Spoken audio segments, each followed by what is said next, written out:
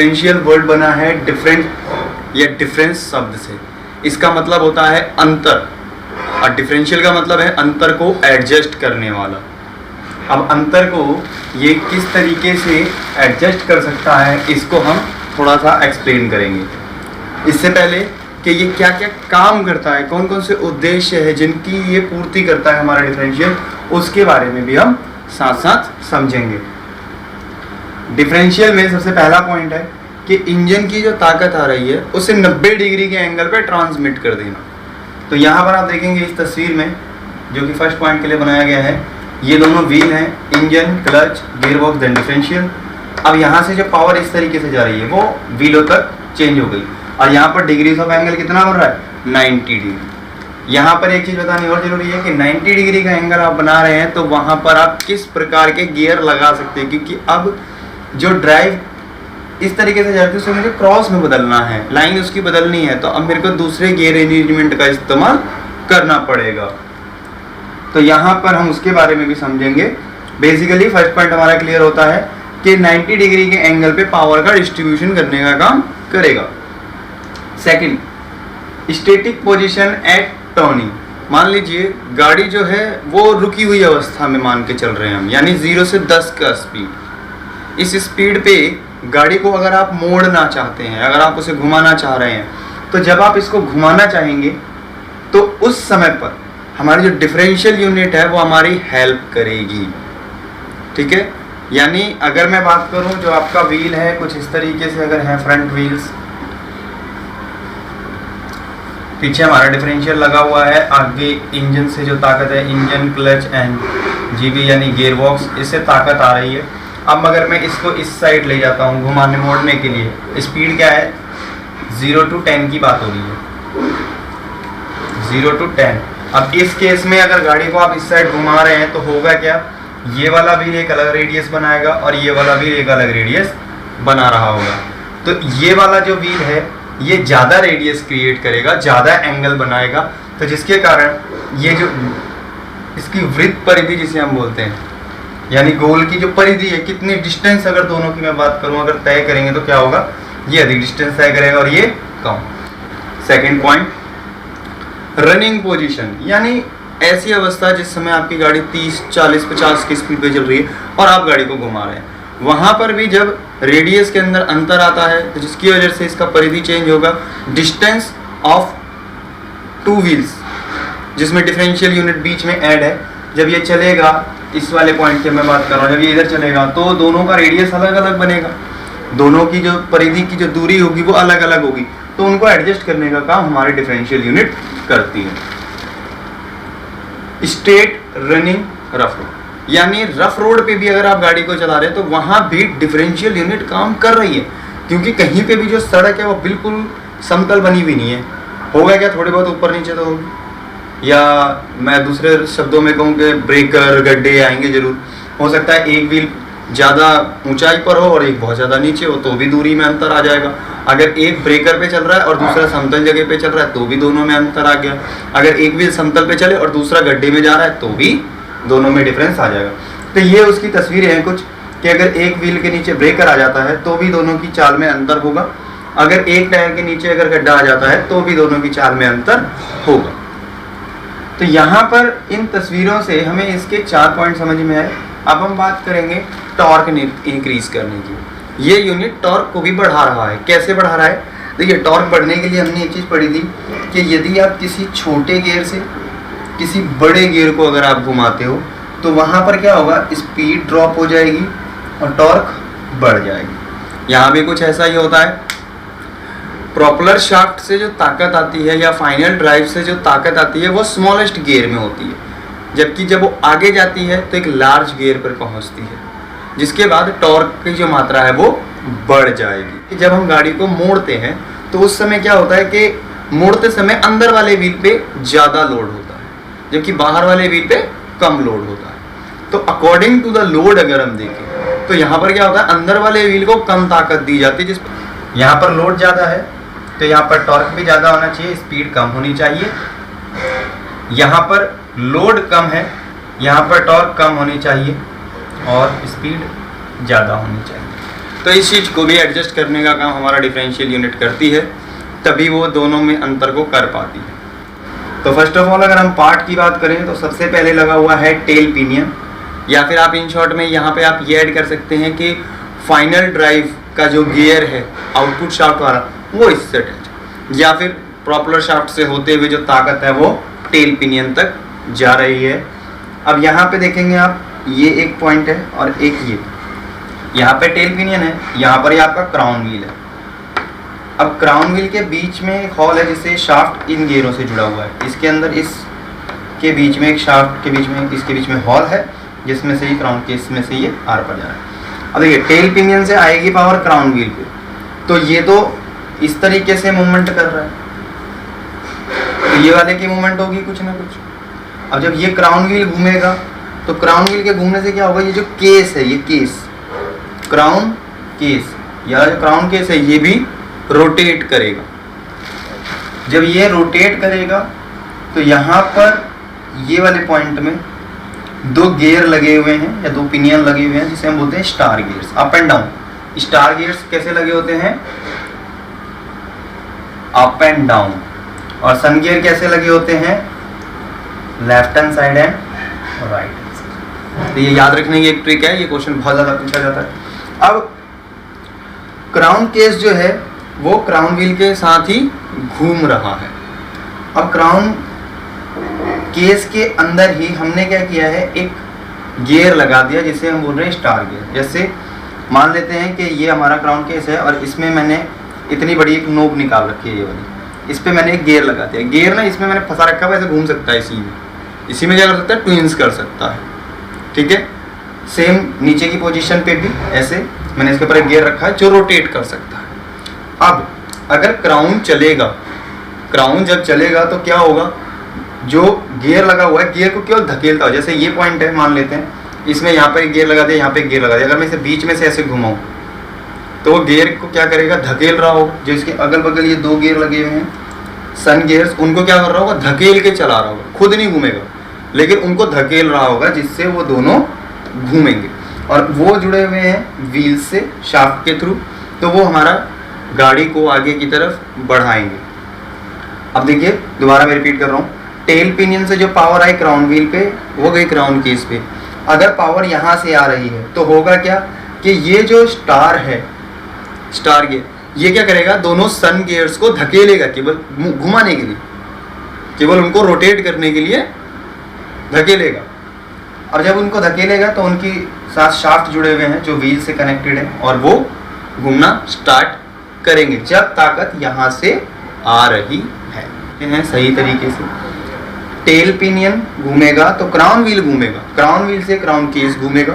Crown case में लगा हुआ स्टार गियर या पिनियन दोनों सन गियर को धकेलेंगे और सन गियर रोटेट करेंगे। सन गियर से with the help of shaft wheel को अटैच किया गया है और व्हील घूमना स्टार्ट करेंगे और हमारी गाड़ी आगे जाने के लिए तैयार होगी। अब फ्रेंड यहाँ पर याद रखने के लिए कि स्टार गियर कौन से होंगे और सन गियर कौन से होंगे, कैसे मैं याद रखूँगा अगर मेरे से कोई इमीडिएट पूछ लेता है। तो फ्रेंड जो स्टार होते हैं, जो सितारे होते हैं, वो होते हैं आसमान में यानी ऊपर की तरफ। और अगर मैं नीचे थाली में पानी रख दूँ तो वो स्टार मेरे को क्या होगा, थाली में भी नजर आ सकता है ना, इमेज बनेगा। यानी अप एंड डाउन जो चीज जो गियर लगे हुए वो क्या है, मेरे स्टार गियर्स। और सूरज जो है वो पूरब से निकल के पश्चिम की ओर डूब जाता है, इस हाथ से निकला इस हाथ डूब गया, इस हाथ से निकला इस हाथ डूब गया, डायरेक्शन पे फ्लो पता चलेगा। अब यहाँ पर क्या है कि हमें याद रखने में आसानी होगी कि जो left hand side right hand side में है वो भाई हमारे सन गियर हैं और जो अप एंड डाउन है वो हमारे स्टार गियर हैं। इस तरीके से यहाँ पर इस पार्ट में हम इन चीज़ों को अच्छे से समझेंगे। यहाँ पर आपको हमेशा याद रखना है कि जब भी इंजन से पावर आएगी, जब भी इंजन से होते हुए पावर आएगी तो दोनों व्हीलों की डायरेक्शन सेम होगी, दोनों व्हीलों की डायरेक्शन सेम होगी और दोनों आगे की ओर जा रहे हैं। अब इस चीज का ध्यान रखते हुए हमें चलना है। तो हमें एक चीज और पता चली कि अगर यहाँ की पोजीशन बदल जाए तो इन व्हील की भी दिशाएं बदल जाएंगी। इसीलिए जब आप रिवर्स गियर लगाते हो तो जो प्रॉपलर शाफ्ट या जो आपका आउटपुट शाफ्ट का फाइनल गियर होता है उसकी दिशा बदल जाती है, जिसके कारण क्राउन व्हील की दिशा बदल जाएगी और टायर का डायरेक्शन चेंज हो जाएगा। क्लियर है ये चीज़? तो इस चीज़ को सही पूर्वक से, ध्यान पूर्वक से इमेजिनेट करते हुए ही समझना है। अब हम बात कर रहे हैं टाइप्स ऑफ डिफरेंशियल की। देखो डिफरेंशियल तो हमने समझ लिया कि क्या चीज़ है, लेकिन डिफरेंशियल में भी टाइप्स होते हैं। जैसे अगर मैं बात करूं डिफरेंशियल एरर की, तो उसमें डिफरेंशियल एरर में क्या है कि अगर मान लो कि किसी रीज़न से, जिस यूनिट के बीच में डिफरेंशियल लगा, दो व्हीलों के बीच में, अगर किसी रीज़न से एक टायर कीचड़ में फंस गया, फिर क्या होगा? फिर तो गाड़ी वहीं फंसी रह जाएगी। अगर फ्रंट व्हील ड्राइव है, उसका अगला कोई भी एक व्हील अगर स्लिपेज एरिया में फंस गया, कीचड़ में, दलदल में, तो गाड़ी वही फंस जाएगी। तो ऐसी सिचुएशन में गाड़ी कैसे निकलेगी? इसके आधार पे हमने डिफरेंट, क्योंकि हमने क्या पढ़ा था कि लोड के टाइम पे जब गाड़ी मुड़ रही है तो जिस पे ज़्यादा लोड है उस पे तो टॉर्क ज़्यादा जा रही है, लेकिन जो फ्री है उसके पास स्पीड ज़्यादा जा रही है, तो सारी इंजन की पावर वही खा जाएगा। ठीक है, इसीलिए बहुत ज़्यादा ज़रूर है ये चीज़, इसको समझेंगे अभी हम। ठीक है, अब one by one open differential हम समझ चुके हैं कि कैसे काम कर रहा है। ओपन डिफरेंशियल LSD का यहाँ पर मतलब क्या है कि लिमिटेड स्लिप डिफरेंशियल, यानी एक लिमिट तक ही स्लिपेज होगी, बस है बिल्कुल ऐसा ही, लेकिन इसमें लिमिटेड ही स्लिपेज होगी।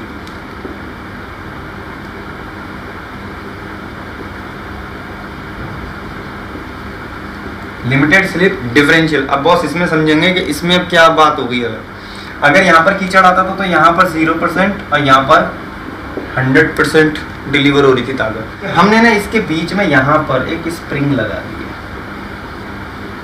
क्या लगा दिया? यहाँ पर स्प्रिंग लगा दिया। इस स्प्रिंग से क्या होगा कि स्प्रिंग जो है ना, उसके अंदर अपना खुद का एक टेंशन है। किसी का टेंशन है? धकेल के रखना। तो क्या करेगा? इन दोनों गियर को एक दूसरे के साथ धकेलने की कोशिश करेगा। अब जब ऐसा होगा तो इस केस में क्या होगा? यहाँ से टेल पिनियन से जो पावर आई क्राउन व्हील पे, क्राउन व्हील से स्टार गियर पे, और फिर सन गियर आगे व्हील तक जाएगी। तो ऐसे टाइम पर क्या होगा? इसकी जो स्ट्रेस है वो क्या करेगी कि जिस व्हील पे कीचड़ आ गया है, जो स्लिप हो रहा है, यहाँ पर चाहे कितना ही कुछ हो जाए, यहाँ पर 70% ताकत आती ही रहेगी। और ये अगर स्लिप भी हो रहा है ना, तब भी यहाँ पर 30% ताकत तो जाएगी। जैसे ना लिमिट कितना हमें ताकत भेजना है वो स्प्रिंग की स्ट्रेंथ पर डिपेंड करेगा। अब इस पॉसिबिलिटी से क्या होगा कि किसी भी रीज़न से अगर ये टायर बिल्कुल सही जगह, कम से कम ये तो निकलेगा। जब ये निकलेगा तो गाड़ी आगे निकल जाएगी, और ये वाले व्हील पे ताकत कम गई।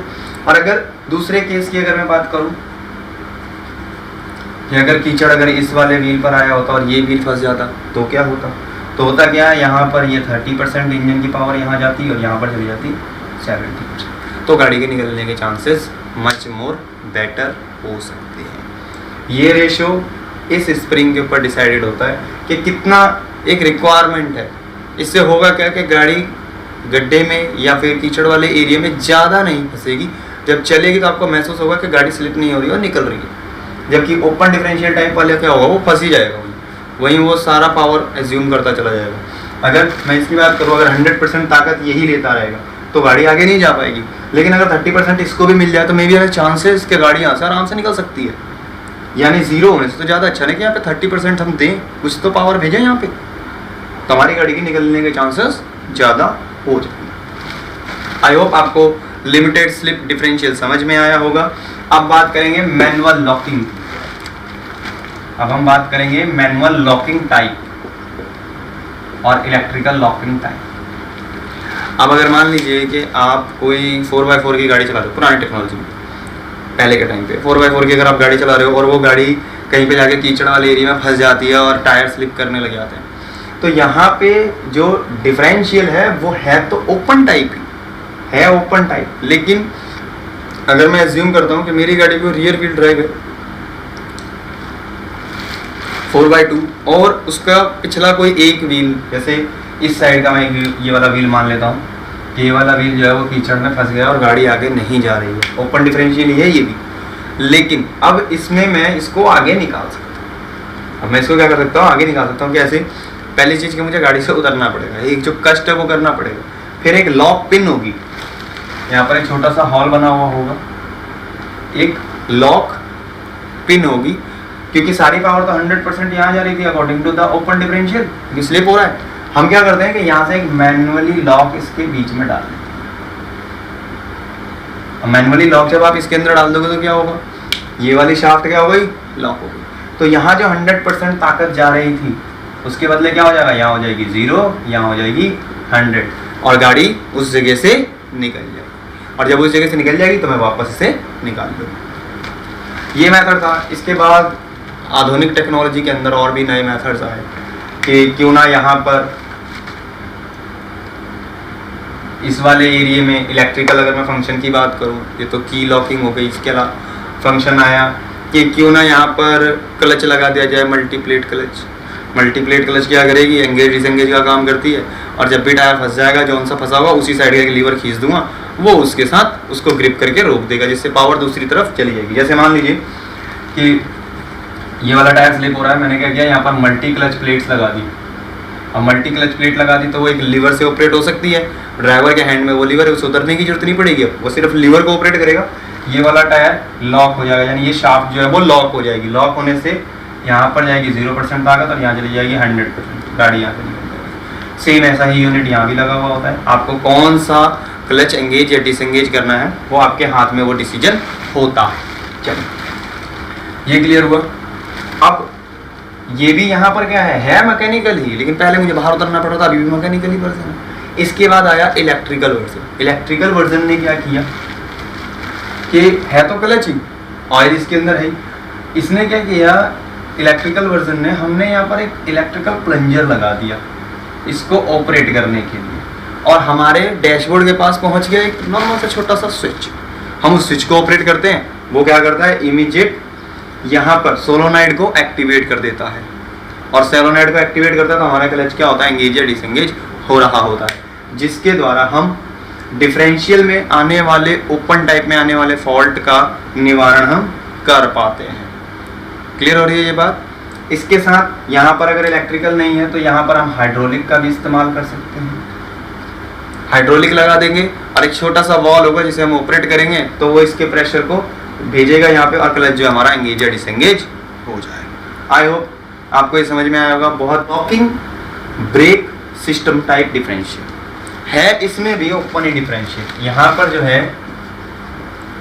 ओपन डिफरेंशियल ही है, ओपन डिफरेंशियल ही है, लेकिन यहाँ अंतर क्या है, अब यहाँ पर ना आपको ये यूनिट यूज़ करने की या लिमिटेड स्लिप यूज़ करने की रिक्वायरमेंट नहीं पड़ेगी। अब आप क्या करो, अब आपके पास जो ब्रेक है वो पहले से ज़्यादा सुपीरियर और एडवांस है। यहाँ इन सभी व्हीलों पे एक एक अपना WSS सेंसर लगा हुआ है, व्हीकल स्पीड सेंसर, वो बता देगा कि गाड़ी की स्पीड कितनी है। अब अगर गाड़ी रुकी हुई है और कोई एक टायर घूम रहा है, एक टायर क्या हो रहा है, घूम रहा है, गाड़ी आपने गियर में कर रखी है और आप एक्सीलेटर दे रहे हो, लेकिन एक टायर घूम रहा है फ्री, बाकी तीनों रुके हुए, तो इसका मतलब क्या है कि वो जो एक टायर घूम रहा है वो इंजन की सारी एफिशिएंसी को लूज कर रहा है, जबकि आप गाड़ी को क्या कर रहे हो, चलाना चाहते हो। उस केस में हमारा जो ब्रेकिंग सिस्टम है वो क्या करेगा, वो एक्टिवेट करेगा ब्रेक को, सिर्फ एक इस व्हील को, मान लीजिए इस वाले व्हील पे कीचड़ आ गया है और ये स्लिप हो रहा है, और अगर ये स्लिप हो रहा है तो उस केस में क्या होगा कि जो आपका ABS होता है, it's a function of ABS, ये ABS क्या करेगा, इस वाले व्हील को ब्रेक लगाना स्टार्ट कर देगा, और जब ब्रेक लगाना शुरू करेगा तो यहाँ पर पहले जा रही थी स्लिप होने की वजह से 100%, और जब ब्रेक लगाना शुरू करेगा तो ये डाउन होने लगेगा और यहाँ पर 0 से अप होना स्टार्ट करेगी।